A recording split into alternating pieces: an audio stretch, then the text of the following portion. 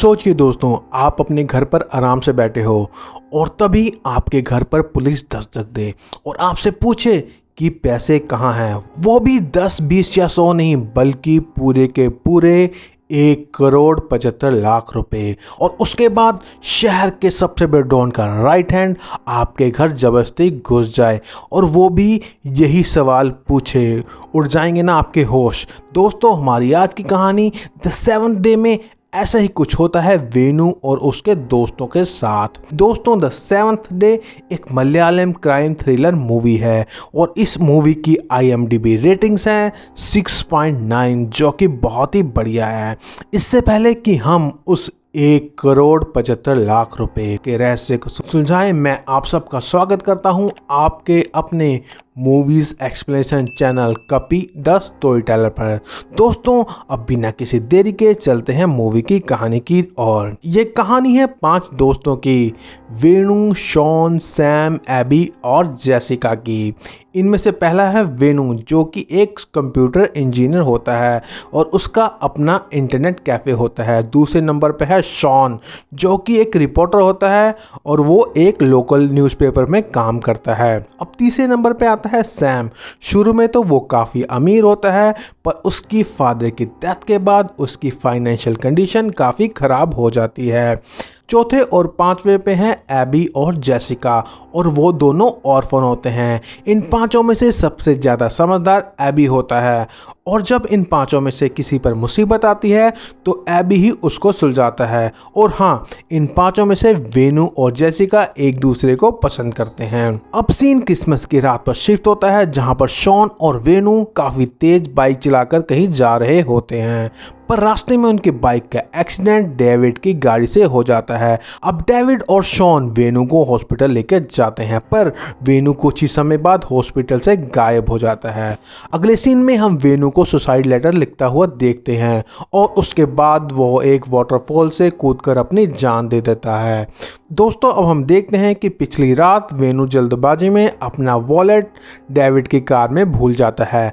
अब David Shawn के घर वेणु का वॉलेट लुटाने जाता है, जहां पर हम शॉन के चेहरे पर एक अजीब सी घबराहट देख पा रहे होते हैं। डेविड जब शॉन से उसकी घबराहट की वजह पूछता है तो शॉन पहले तो उसे कुछ भी बताने से मना करता है, पर जब डेविड शॉन को बताता है कि वो एक सस्पेंडेड IPS ऑफिसर है जो कि क्राइम ब्रांच में डेप्यूटेड था, तब शॉन उसे अपनी परेशानी की वजह बताने के लिए मान जाता है। और सीन कुछ महीने पहले शिफ्ट होता है और हम देखते हैं कि वेणु, शॉन, एबी, जेसिका और सैम एक नॉर्मल लाइफ जी रहे होते हैं। पर एक दिन अचानक पुलिस वेणु के इंटरनेट कैफ़े पे रेड कर देती है और वेणु के कैफ़े की अच्छी तरह से जांच करती है, पर पुलिस को जांच के दौरान वहां पर कुछ नहीं मिलता।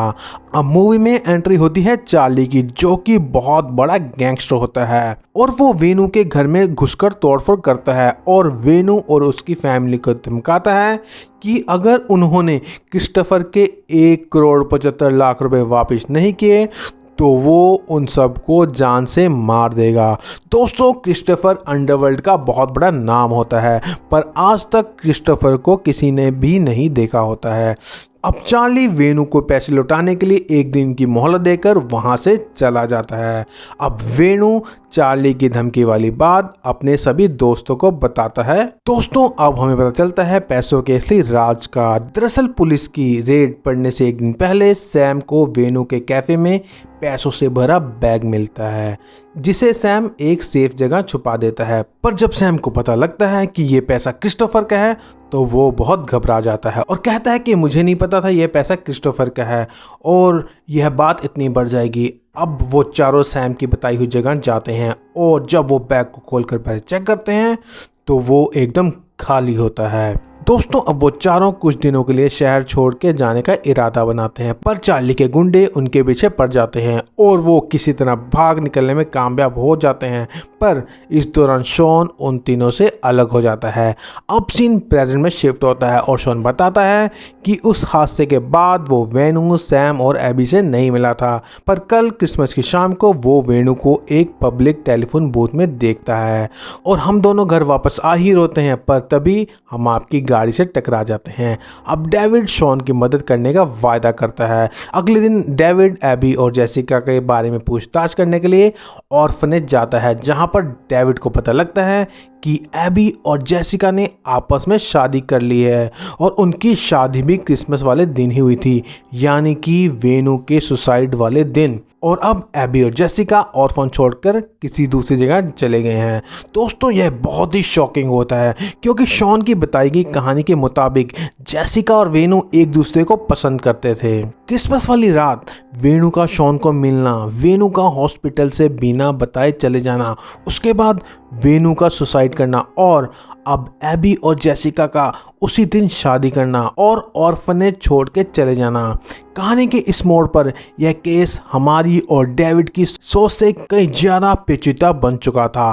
दोस्तों अब सीन फ्लैशबैक में जाता है, जहां पर हम एक अनजान व्यक्ति को देखते हैं जो किसी का ब्लड सैंपल एक लैब में दे रहा होता है, और वही अनजान व्यक्ति किसी मोर्चरी के गेटकीपर को पैसे दे रहा होता है। खैर नेक्स्ट सीन में हम सैम को देखते हैं जो कि शहर छोड़कर कहीं बाहर जा रहा होता है, पर तभी इंस्पेक्टर विक्टर उसे पकड़ लेता है। अब हम देखते हैं कि डेविड शॉन के सभी दोस्तों को पकड़ लेता है और यहाँ पर खुलता है क्रिसमस की रात हुए हादसे का सच। अब सीन फ्लैशबैक में जाता है, जहाँ पर वेनु, सैम और चार्ली छुपकर एक होटल में रुके होते हैं और तब एबी चार्ली और क्रिस्टोफर से बचने का एक प्लान बनाता है। उस प्लान के मुताबिक वो दुनिया के सामने वेनु को मरा हुआ साबित कर देंगे, क्योंकि चार्ली की नज़र में पैसे वेनु के कैफे से चोरी हुए थे और अगर वेनु ही सुसाइड कर ले तो पूरा मामला ही ख़त्म हो जाएगा।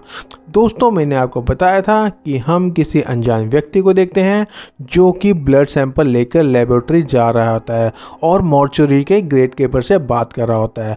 दोस्तों वो अनजान व्यक्ति कोई और नहीं बल्कि वेनु होता है। दरअसल वेनु उस लैब में 6-7 बारी अलग अलग ब्लड सैंपल्स का ब्लड ग्रुप पता करने गया था और 6 दिन लगातार वो ब्लड सैंपल लेकर लेबोरेटरी जाता है, पर 7वें दिन दी 7th डे यानी कि क्रिसमस वाले दिन उसे ब्लड ग्रुप मिल जाता है जो उसे चाहिए होता है, ओ नेगेटिव, यानी कि उसका खुद का ब्लड ग्रुप। और इसी 7th डे पर वेनु सुसाइड का नाटक करता है और वेनु ने सेम ब्लड ग्रुप की बॉडी का मोर्चरी से इंतजाम कर लिया था और उनका प्लान यह था कि वो मोर्चरी से सेम ब्लड ग्रुप की बॉडी ले जाकर ऊंचाई से फेंक देंगे और सेम ब्लड ग्रुप होने की वजह से और थोड़े पैसे देकर वो उस बॉडी को वेनु की बॉडी साबित कर देंगे। पर दोस्तों अभी भी एक बात समझ नहीं आती। इंस्पेक्टर विक्रम सैम, जेसिका और वेनु को तो ढूंढ लेता है, पर एबी अभी भी लापता है। अब डेविड उन तीनों पर जोर डालता है कि एबी कहाँ है। तब जेसिका क्रिसमस वाली रात हिलटॉप पे असल में क्या हुआ था बताती है और खुलता है इस मूवी का एक और राज। जब एबी और वेनु मोर्ची से लाई हुई बॉडी लेकर हिलटॉप पहुंचते हैं तो हमें पता लगता है एबी के खतरनाक इरादों का। दरअसल जो पैसे वेनु के कैफे से मिले थे वो पैसे नकली होते हैं और उस पैसों को एबी ने ही वहां पर रखवाया था ताकि पुलिस वेनु को नकली पैसे रखने के जुर्म में गिरफ्तार कर ले।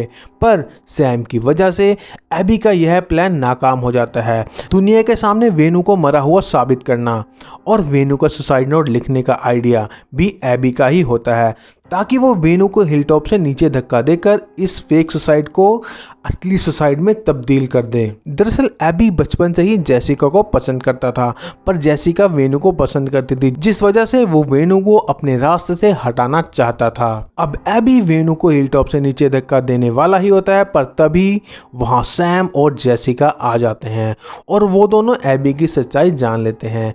एबी जिसने जेसिका को पाने के लिए यह सब किया था, वो जेसिका उससे सबसे ज़्यादा नफरत करने लगी थी और एबी इस बात के गिल्ट को नहीं झेल पा रहा होता है और वो हिलटॉप से नीचे छलांग लगा के सुसाइड कर देता है।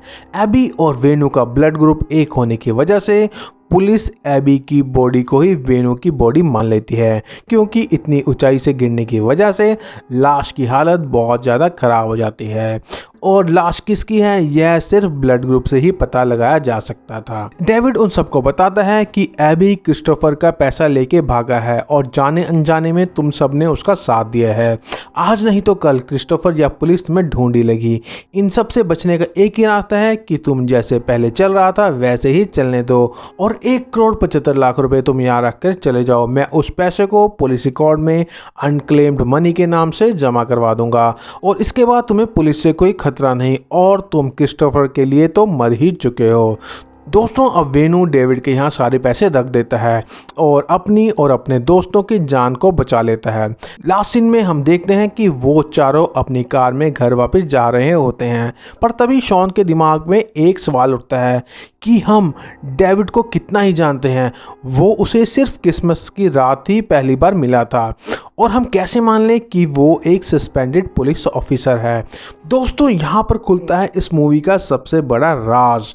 दरअसल कहानी की शुरुआत से जो व्यक्ति अपने आप को आईपीएस डेविड बोल रहा था वो आईपीएस डेविड नहीं बल्कि खुद क्रिस्टोफर होता है, यानी कि नकली पैसों का असली मालिक। और इसी के साथ यह कहानी यह मूवी यहीं पे ख़त्म हो जाती है। दोस्तों मैं आशा करता हूँ कि आपको यह एक्सप्लेनेशन पसंद आया होगा।